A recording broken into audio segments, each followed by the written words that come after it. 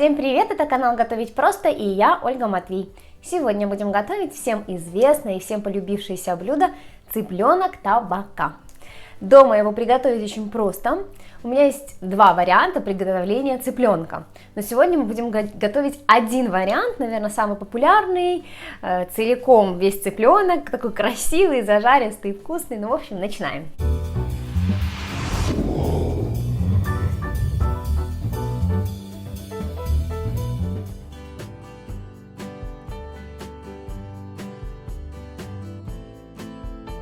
Готовить мы будем вот в такой специальной сковородке для цыпленка табака, чугунная сковородка.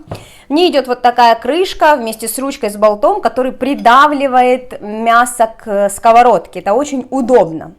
Такую сковородку нам предоставил завод Литтех. Я, конечно же, уже пробовала, делала, подготавливала эту сковородку. Я думаю, что у каждого дома есть как минимум одна чугунная сковородка. Ну, от бабушки точно кому-нибудь досталось. Поэтому сегодня я покажу, как я буду делать в этой сковородке. Покажу, если у вас есть сковородка и вдруг к ней все прилипает, я расскажу, как сделать, чтобы не прилипало. И кто хочет покупать чугунную посуду и вот чугунные сковородки вот для цыпленка табака, они ходовые такие, знаете, и в них можно и картошку жарить, и все на свете. Если вы хотите покупать без посредников, без наценки, то ссылка на этот завод и на их сайт под видео перейдите, посмотрите. Это будет намного дешевле, чем покупать где-то в магазине. Чугун в чистом виде выглядит вот таким образом, и пришла эта сковородка вот такая, здесь просто блинная, я показываю на примере блинной, вот такого светлого цвета чугун, он приходит, его нужно сначала подготовить, а потом уже готовить в такой сковородке. Я думаю, что, так как я сказала, у каждого есть как минимум одна сковородка, если к ней прилипает, сейчас я расскажу, что сделать, чтобы хорошо в ней готовить, ничего не пригорало, не прилипало, и все было прекрасно. Кто-то скажет, ну, вид не тефлон. Понятно, что без покрытия, без ничего, но тем не менее это экологично. И как минимум одна такая сковородка, я имею в виду чугунная, дома быть должна. Почему у бабушки было все вкусно? Потому что картошка жарилась в чугунных сковородках. У меня у бабушки была такая большая чугунная сковородка, и когда я вышла замуж, ну, перевозила, так сказать, наследство. И думаю, ничего себе, такая, ну, вообще черная, думаю, ее надо отмыть.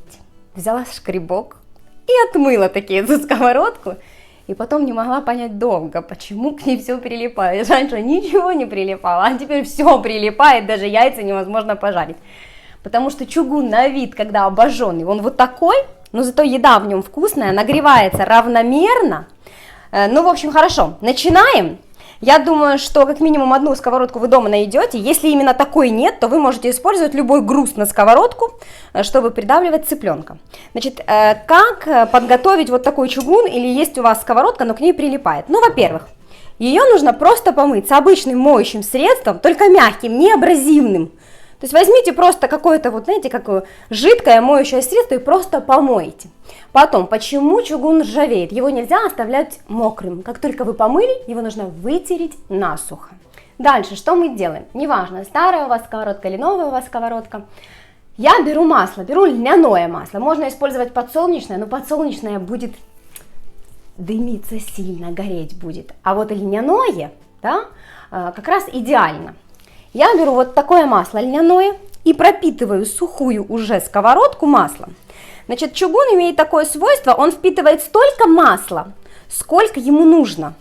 Желательно слишком много не наливать. Вот так вот я беру силиконовую кисточку, можно взять полотенце бумажное и им пропитать. Вот смотрите, вот так, или сейчас возьму салфетку. И вот так вот хорошо пропитываем. Значит, пропитать нужно не только сторону, где она жарит, да, вот в этой сковородке, не только внутренность, но и бока, и ручки, и снизу, и дно, ну все. Вот смотрите, я еще раз немного пропитаю. Вот так. Теперь, что же делаем дальше? Дальше нам нужно разогреть духовой шкаф на максимум. У меня духовка на 250 градусов, это максимально. Я раскаляю духовку и туда отправляю вот так в сковородку полностью в масле. Естественно, делаю в перчатках, чтобы руки были чистые. Отправляю туда где-то минут на 20, она стоит и обжигается. На ней появится такой первый желтоватенький слой. Таких слоев должно быть от 3 до 6. Для чего это делается? Чем больше вы сделаете слоем, но больше чем 6 раз не делайте. Я делала вот эту сковородку реально 2 раза и потом в ней готовила, и все идеально, просто, ну вообще, я думаю, что больше я делать не буду. Но делается обычно от 3 до 6 раз, к ней ничего не прилипает, и потом с каждой мойкой этот слой не смывается, он плотный, и вся сковородка такая, ну гладкая на ощупь, не шершавая, она гладкая. Любую сковородку так можно подготовить, даже если она не новая и начала прилипать, потому что вы ее усердно мыли, вы можете таким образом сделать ее, и все будет шикарно. После того, как вы закончили готовить, чугун нужно тоже определенным образом хранить, иначе вы один раз приготовили, все хорошо получилось, потом готовите второй раз, и что-то опять не так. Что же нужно делать? После того, как вы приготовили сковородку, вы ее помыли тоже неабразивным любым моющим средством, вытерли насухо сухой тряпкой, опять смазали немного маслом, можно даже если маслом вы не будете смазывать, не хотите, насухо надо вытереть и опять прогреть, можно просто на плите, не обязательно в духовой шкаф ставить, чтобы она была сухая. И вот она стала тепленькая, выключили и убрали в шкаф. Не храните мокрый чугун, иначе он поржавеет, это будет нехорошо и плохо. В посудомойке я бы тоже не советовала вам мыть. Когда-то я мыла в посудомойке, и чугун тогда, ну, знаете, так покрывается как немножко ржавчиной, и приходится мыть. В посудомойке не нужно этого делать, просто обычно моющим средством. Ну, в общем, вот такие вот моменты в приготовлении чугуна. Я думаю, что у каждого дома найдется как минимум одна чугунная сковородка. Попробуйте в ней приготовить. Если вот такого специального винта у вас нет, вы можете использовать любой груз, например, кастрюлю с водой ставить сверху на тарелку, на курицу. Я купила цыпленка, значит, цыпленок на это блюдо должен весить не больше килограмма, 600-700 грамм штучка. Если таких маленьких цыплят вы не найдете, потому что я купила на рынке, в магазинах не было, не смогла найти в магазине, ну вот почему-то иногда их много, иногда нет ничего. Вы можете взять обычную курицу и разрезать ее напополам и использовать половинку курицы, потому что целая курица просто не влезет у вас в сковородку в раскрытом виде. В этом плане цыпленок, конечно, идеальный вариант. Хорошо, его нужно помыть и бумажными полотенцами обсушить. Выкладываем цыпленка вверх грудкой и разрезаем вдоль грудки напополам. Значит, не перерезайте полностью, только грудку. Посмотрите, у меня полностью цыпленок, даже не потрошенный, ну такой, знаете, домашний. Сейчас я выйму все, что здесь в середине. Если вы покупали в магазине, смотрите, здесь и сердце, и печень, и желудок. Ну полностью вот непотрошенный цыпленок. Такое редко бывает, потому что покупаем обычно в магазинах, а они потрошенные. Хорошо, выворачиваем вот так цыпленка. Переворачиваем цыпленка вниз срезом и берем любой полиэтиленовый пакет. Теперь я беру нож, вот такой вот у меня топор, и вот этой стороной нужно отбить. Для чего? Чтобы переломать кости, хрящики в цыпленках. Тут обычно, знаете, еще такие хрящи, поэтому будет сделать это намного легче. Значит, он должен быть максимум такой, знаете, как плоский, даже вот крылышко. Если вы делаете с половинки курицы, потому что не нашли цыплят, то побейте хорошо, пусть муж вам поможет, чтобы переломать косточки. Обычно делает это Дима у меня. Ну вот показываю, как делать. Когда отбили цыпленка, так как это домашний цыпленок, я повынимаю, вот здесь вот видны еще, знаете, небольшие перышки. Чтобы они не попадались, это надо убрать. И если хотите, вы можете отрезать эту штучку. Но кто любит, можете не отрезать. Нам понадобится любая крупная соль. Черный молотый перец у меня здесь и красный молотый перец. Значит, сначала мы цыпленка посолим. Вот так, очень хорошо. И я потом вот так вот руками соль придавливаю. С двух сторон. Теперь перчиком, одним и вторым. Вы можете взять смесь перцев, например. Но я беру только 2 и острый перчик. Хорошо, вот так вот втираем. С двух сторон так делаем и оставляем в кухне на столе, можно убрать в холодильник, значит, как минимум на полчаса, на час. Но если вы так можете сделать на ночь, будет еще лучше. Пока цыпленок подмариновывается, возьмите сковородку, налейте сюда буквально, ну не знаю, десертную, не больше столовой ложки подсолнечного или оливкового масла. Но я делаю, видите, совсем чуть-чуть оливковым маслом, капельку. Масло нужно выдавить чеснок через чеснокодавку. Вот так. Как только чесночок начнет шкварчать в масле, сразу запах такой чесночный по кухне. Сюда отправляем паприку, отправляем чуть-чуть красного перчика молотого, я добавляю немного базилика и черный перец, немножко молотого черного перца. Любые другие специи по желанию вы можете добавить. Теперь, что я использую? Я делаю самый маленький огонь, который можно сделать, ну где-то цифра 5 у меня на плите. И беру томатный сок, который я закрывала на зиму. Вы можете использовать кетчуп, потому что с томатной пастой, ну, мне невкусно. Вот лучше всего либо томат вот такой, либо кетчуп. Значит, пару половничков. И теперь 2 минутки протушиваем томат в чесноке и выключаем. Не нужно, чтобы оно долго готовилось. Точно так же и с кетчупом, просто с кетчупом вкусно. Томатный сок поменял цвет, буквально прошло минутка-полторы, я отставляю в сторону, пусть оно настаивается. Хорошо, запах чеснока у меня на кухне, знаете, так пахнет чесноком.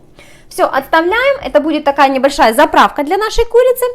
И теперь переходим к жарке. Готовить цыпленка нужно на топленом масле. Значит, я купила в магазине топленое масло, если вы его не нашли, я использую где-то 2 или 1,5 столовые ложки. Вы берете сливочное масло напополам с оливковым или с подсолнечным. И жарить на такой смеси масел, ну вкуснее всего на топленом. Значит, растапливаем масло. Вы не бойтесь, что масла слишком много, оно будет как соус. Если вы будете использовать обычных куриц, вот половинки куриц, потому что большая курица так не влезет у вас, только половина, в ней иногда бывает жидкость, потому что недобросовестные бывают производители и как-то либо накалывают кур, и много жидкости. В цыплят такого не будет у цыпленков, поэтому вот 2 ложки масла очень хорошо. Сейчас еще подрастопится. Масло разогрели, теперь берем цыпленка и отправляем цыпленка вот так вот крылышками вниз. Значит, накрываем крышкой, сделайте средний где-то огонь, чтобы он у вас не горел, вот так. Если у вас нет такой сковородки, вы можете взять обычную тарелку, на нее поставить груз, предположим, кастрюльку небольшую с водой. Но так как есть у меня такая чудо-сковородка, я буду делать вот таким образом. Прикрутили крышку немножко, сделали я цифру 5 поставила ниже, чем средний огонь, чтобы он и не сгорел, и хорошо прожарился. Значит, по сколько минут с каждой стороны готовить? Если у вас вот такой маленький цыпленок, как у меня, с каждой стороны он готовится от 8 где-то до 14 минут, кому как нравится. Кто-то любит более суши мясо, кто-то более чуть жирнее мясо. Если вы берете курицу, разрезаете напополам и жарите прям курицу, тогда она будет готовиться дольше, она же толще, где-то приблизительно минут по 20. А кто-то даже, возможно, минут 25 будет готовить. Ну, в общем, вот приблизительно с каждой стороны. Итак, ждем, пока с одной стороны оно приготовится. Откручиваем винт или снимаем груз, что у вас там было. И смотрим, как получился цыпленок с одной стороны. Итак, поднимаем аккуратненько. Любой лопаточкой. О, смотрите, как хорошо поднимается. Сейчас я возьму вторую, чтобы было аккуратно так перевернуть. Переворачиваем на другую сторону. Посмотрите, какая красота. Теперь, что же я делаю? Возьмите небольшую ложку. Сейчас, где тут моя ложка? И буквально пару ложечек вот этого соуса, который мы приготовили, отправляем вот сюда на курочку. Немного его смазывая, но не весь соус. Вы можете больше соуса приготовить. Вы можете добавить больше кетчупа, чтобы, знаете, так вот прям был соус-соус, чтобы не так слишком чувствовался чеснок. Можете чуть меньше чеснока, это на любителя, знаете, каждый делает по вкусу. Так, хорошо, теперь опять накрываем крышкой и жарим уже со второй стороны. Так, опять я закручиваю, вот так. У меня вот эта штучка даже практически не нагрелась, такая еле теплая, это очень удобно. Хорошо, ждем еще минут 8 с той стороны, чтобы обжарилась, и будем подавать. Вот так быстро готовятся цыплята. Казалось бы, приготовить курицу очень быстро, вот таких, если купить, допустим, приходит несколько человек, у вас пару цыплят, быстро, просто вот такой соус вкусный. его можно переложить в любую пиалочку, потому что в него будем макать мясо. Перелили соус вот в такую небольшую тарелочку, так как курочка маленькая, буквально на 2 человек или просто на 1 мужика. Поэтому вот так вот немного соуса. Если вы делаете больше куриц, тогда больше соуса. Так, берем зелень. Мне больше всего нравится укроп. Нарезаем мелко укроп. Ну, во-первых, будем посыпать при подаче. Во-вторых, немного нарезанного укропа в сам соус. И перемешать. Вкусно, если вы возьмете зеленый лук, порежете и будете сверху посыпать на мясо. Вкусно со свежим базиликом, нужно добавлять его в сам соус. Тоже вкусно, но как минимум специи и базилик сухие я добавляю. В общем, это беспроигрышный вариант. Если соус готовить некогда, как минимум берете вкусный кетчуп, выдавливаете туда чеснок, и все очень суперово получается. Ну, я вам все-таки рекомендую приготовить вот этот соус, он очень вкусный, он хорошо пахнет. Кто не любит такое количество чеснока и не очень чесноку, хотя бы чуть-чуть, 1 зубчик добавьте, вы не пожалеете. Потому что, ну какой цыпленок табака без чеснока? Ну, совсем никакой. Хорошо, сейчас доготавливается, я буду выкладывать, показывать, какой он получился. Вы, когда будете готовить первый раз, смотрите, чтобы он у вас и дожарился, и не передержите, чтобы не был сухим. Еще у меня есть вкусный вариант такого цыпленка в сметанном соусе. Тоже вкусно получается, но совсем по-другому немножко готовится. Я когда-нибудь сниму этот рецепт. Вынимаем цыпленка, уже прошло время. Когда вы приготовите как минимум одного, вы уже будете знать, как у вас оно готовится, сколько по времени. И уже не проверяя, оп, и все готово. Так, аккуратно открываем. И смотрим, что же у нас с той стороны. Так. Все приготовилось. Сейчас я вам покажу, чтобы вы убедились, что у меня готово с другой стороны, как оно должно выглядеть. Смотрите, как с этой стороны все готово. Теперь перекладываем на блюдо. Вот я буду перекладывать на деревянную досточку. Так, вот так 2 лопатками очень удобно. Оп, сюда. Чтобы было красиво, немного вот так вот соусом польем. Во-первых, оно блестит красиво. Так. И присыпем зеленью, и можно подавать. Ой, запах, конечно, стоит нереальный. Вообще топленое масло очень вкусно. Если вы даже картошку пожарите на топленом масле, это очень вкусно. Хорошо, сейчас сфотографирую, буду пробовать. Вот такая красота получилась. Так, я отрезаю, чтобы посмотреть, какая она внутри, показать вам. Пахнет она. Так, вот так. Хорошо, я вот так разломаю. Смотрите. Сочное мясо. Ой, оно прям отделяется от кости. Посмотрите, какое сочное мясо. Я думаю, что вам видно, наверное. Видите? Очень сочное. Видите, какая у меня досточка мокрая. Я не передержала. Не передержите, чтобы она не была сухая. Посмотрите, какая красота. Вот так кусок берем, обмакиваем в соус и едим. Сейчас буду пробовать, потому что у меня уже полный рот слюней. Так вкусно пахнет. Сейчас я попробую просто без соуса, а потом другой кусочек с соусом и опишу вам, что мне понравилось больше. Хорошо, без соуса. Сочное мясо, нежное. Все-таки цыплята, наверное, самые вкусные. Очень вкусно. Вот чувствуется, знаете что? Чеснок в томате. Очень вкусно. Так, а теперь соусом. Прям соус пахнет мне сильно.